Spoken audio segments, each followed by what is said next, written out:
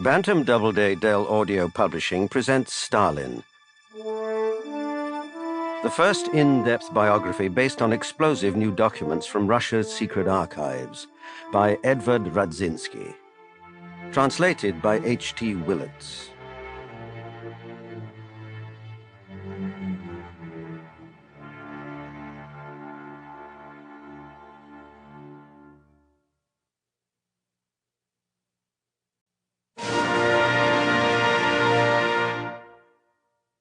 Every day, the largest country in the world woke up with his name on its lips.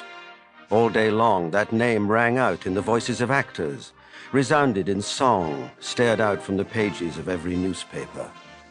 That name was conferred as the highest of honors on factories, collective farms, streets, and towns. During the most terrible of all wars, soldiers went to their deaths with his name on their lips. During that war, the city of Stalingrad bled almost to death. It lost all of its inhabitants. The ground became one great scab bristling with shells. But the city that bore his name was not surrendered to the enemy. During the political trials organized by him, his victims glorified his name as they died.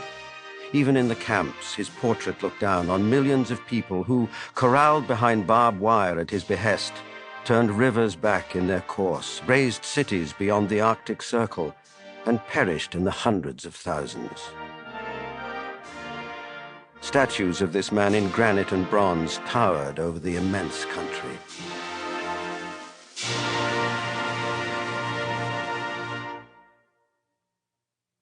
To think how much he meant to us.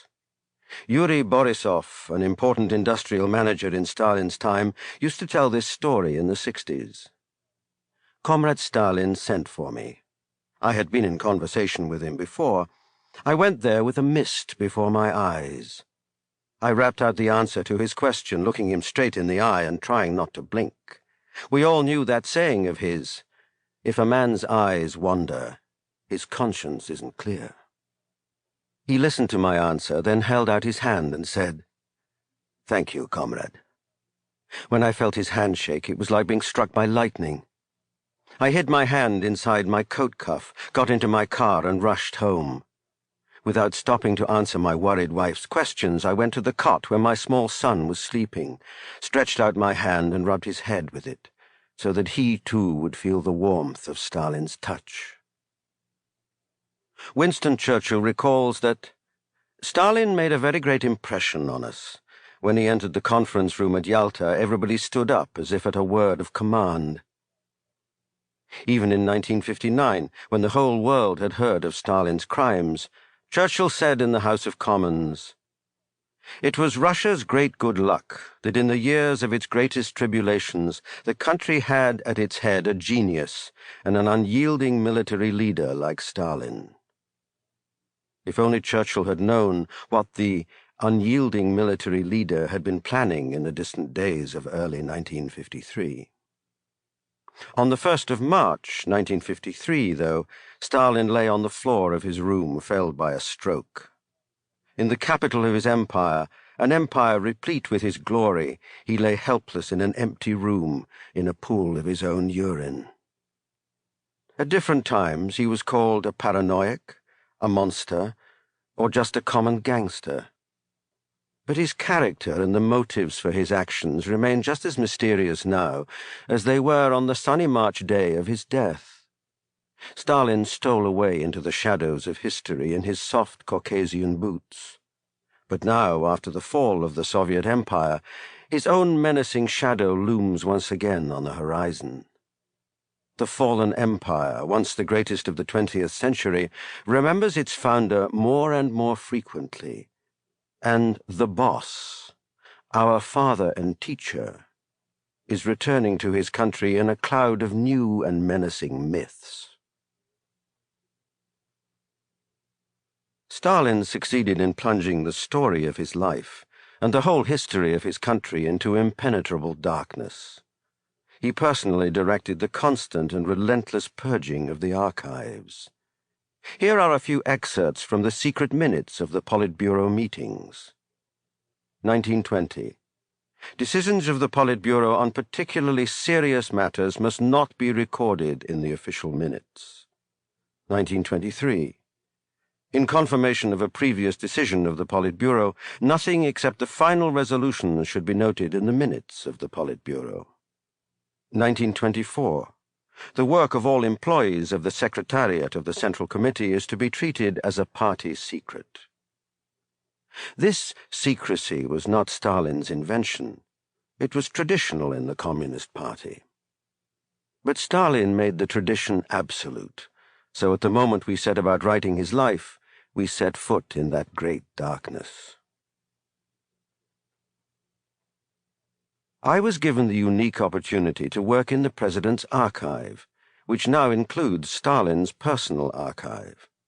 As a student at the Institute of Historical Archival Studies, I already knew about this most jealously guarded hoard of documents.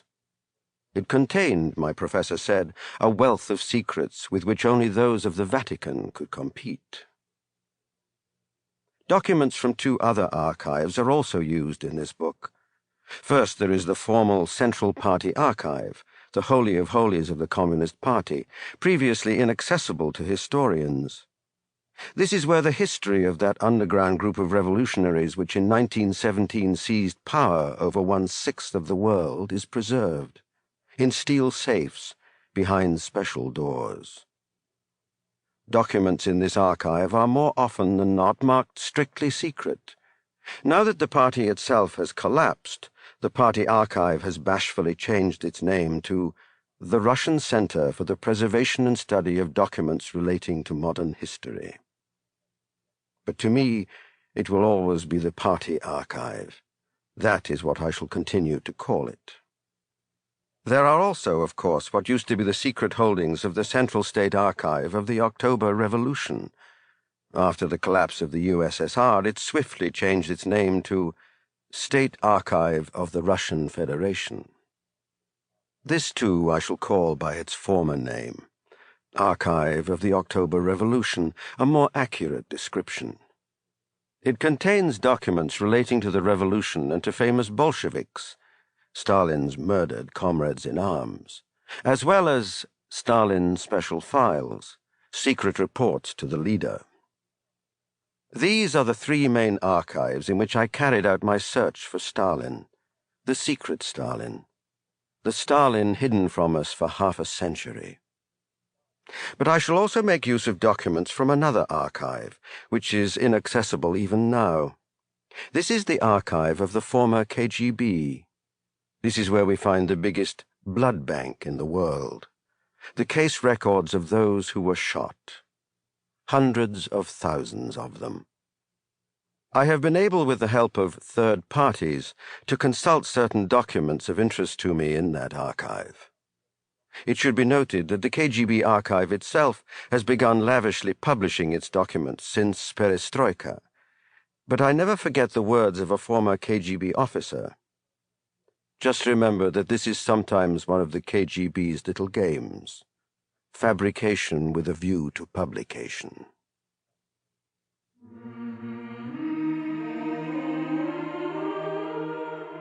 Stalin Djugashvili Yosif Vissarionovich was born on the 21st of December, 9 December Old Style, 1879.